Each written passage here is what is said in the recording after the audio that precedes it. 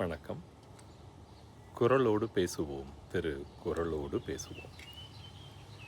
வாழ்க்கையில் நிம்மதியாக நிறைவாக இருக்கணும்னு, சந்தோஷமாக இருக்கணும்னு நம்ம எல்லாருமே ஆசைப்படுறோம். அதற்காக முதல்ல குடும்பம்னா என்ன, அதில் இருக்கக்கூடியவர்களுடைய பொறுப்பு என்ன, அப்புறம் வாழ்க்கை துணையோடைய முக்கியத்துவம், அவர்களோட நம்ம எப்படி உதவியாக இருக்கிறது அப்படிங்கிறத பற்றி பார்த்தோம். அப்புறம் குழந்தைகளுடைய முக்கியத்துவம், அதை தாண்டி வரும்போது அன்பு ரொம்ப முக்கியம். விருந்தோம்பல்னு சொல்லியிருக்க அதை பார்க்கல. இப்போ அடுத்தது நம்ம பார்க்குறது 10வது அதிகாரம், இனியவை கூறல்.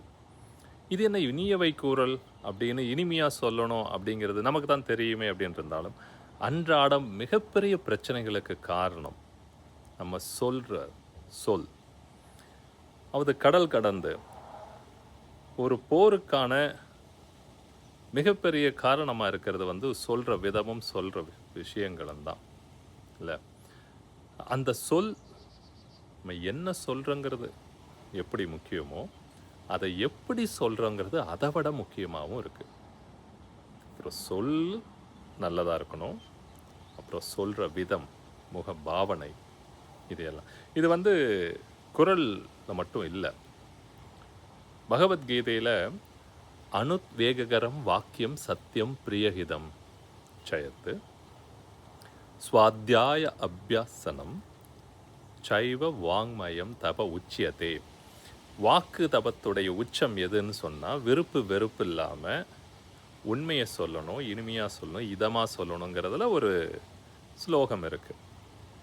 அதில் இன்னும் கொஞ்சம் விளக்கமாக சொல்லியிருக்காரு அப்படின்னா, வள்ளுவர் அதை எடுத்து 10 குறளாக பிரித்து அழகாக அருமையாக எப்படி சொல்லணும், சொல்கிறதுடைய நன்மை இது என்ன, நீ சொல்லாமல் இருக்கிறதுனால வரக்கூடிய பிரச்சனைகள் என்ன, நீ ரொம்ப கஷ்டத்தில் இருக்கும்போது, துன்பத்தில் இருக்கும்போதும் அதிலிருந்து வெளியில் வரத்துக்கான வாய்ப்புகள் என்ன அப்படிங்கிறத இந்த 10வது அதிகாரம் இனியவை கூறலில் சொல்கிறாரு. இது தினம் தினம் நம்ம எல்லாரோடும் பழகிறதும், அது குடும்ப வாழ்க்கையாக இருக்கட்டும், வெளி உலக வாழ்க்கையாக இருக்கட்டும், அதை பெரும்பாலான பிரச்சனைகளுக்கு இதுதான் 100க்கு 90% காரணமாக இருக்கிறதா நான் பார்க்குறேன். இப்போ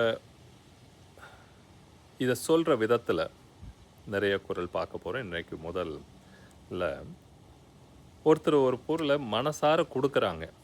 ஓகே, அப்போ அது நல்லது தானே, மனசார அவங்க கொடுக்குறாங்க. ஆனால் கொடுக்கும்போது சில நேரங்கள் பார்த்து செலவு பண்ணுப்பா, கொஞ்சம் பொறுப்பு இல்லாமல் அப்படி இப்படியும் இருந்தேன்னா அப்புறம் அது சரி வராது அப்படிங்கிறதோ, இல்லை பொறுப்பாக நடந்துக்கோ, இதை கொடுக்கறதுக்கு நான் எவ்வளோ கஷ்டப்பட்டேன்னு தெரியுமா, உங்கள் அம்மா அப்பா எவ்வளோ கஷ்டப்பட்டா தெரியுமா அப்படிங்கிறது அவங்களுக்கு சொல்லும் போதே அந்த சொற்களில் இருக்கக்கூடிய கூர்மை இருக்குல்ல, அது ஆயுதத்தை விட தாக்கக்கூடியது.